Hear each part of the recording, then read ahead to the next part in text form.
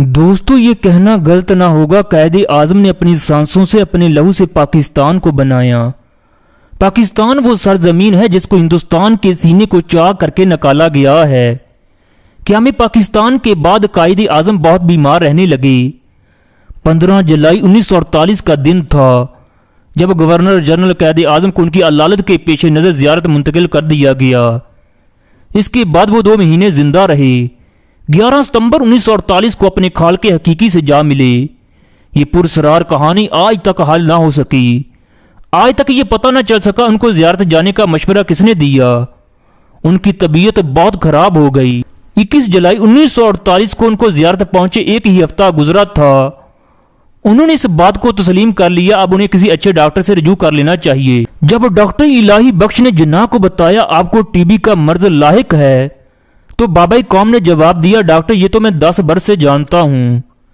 میں نے اپنی بیماری کو اس لیے ظاہر نہیں کیا کہ کہیں پاکستان بننے میں مشکل پیش نہ آئے، کہیں ہندو میری موت کا انتظار نہ کرنے لگیں۔ قائد اعظم نے کہا اگر lord Mount beaten, Jawahar Lal Nehru, Gandhi میں سے کسی کو بھی میری بیماری کا علم ہو جاتا جو کہ ایک ہندو ڈاکٹر جانتا تھا، اس نے میرے راز کو راز رکھا۔ اگر وہ یہ راز اپنے سینے میں نہ رکھتا تو شاید ہندوستان کبھی تقسیم نہ ہوتا۔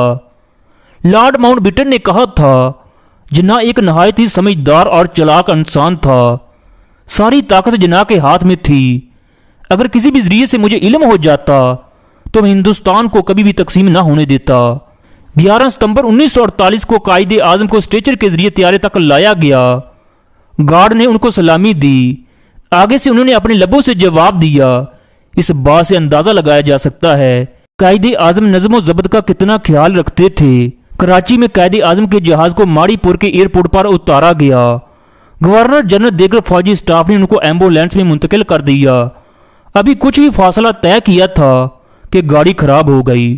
ڈرائیور 30 منٹ تک گاڑی کے انجن کو ٹھیک کرتا رہا مگر ایمبولینس ٹھیک نہ ہوئی۔ ایمبولینس میں شدید حبس تھا۔ مکھیاں جناح کے گرد منڈلا رہی تھیں۔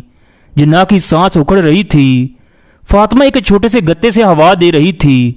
جناح بار بار پانی مانگ رہے تھے۔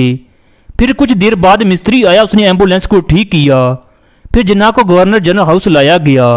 ایئرپورٹ سے رہائش کا فاصلہ صرف 15 منٹ کا تھا جو کہ 3 گھنٹوں میں طے ہوا۔ گورنر جنرل ہاؤس پہنچنے کے بعد قائد اعظم کچھ ہی گھنٹہ زندہ رہے۔ ڈاکٹر نے قائد اعظم کو کہا آپ ٹھیک ہو جائیں گے۔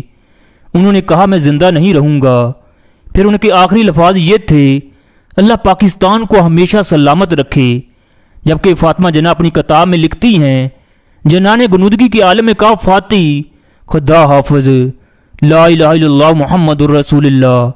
اتنا کہہ کر ان کی آنکھیں بند ہو گئیں۔ جس دن قائد اعظم کا جنازہ تھا پورا کراچی رو رہا تھا۔ لوگ سڑکوں پر کہہ رہے تھے آج پاکستان پھر یتیم ہو گیا۔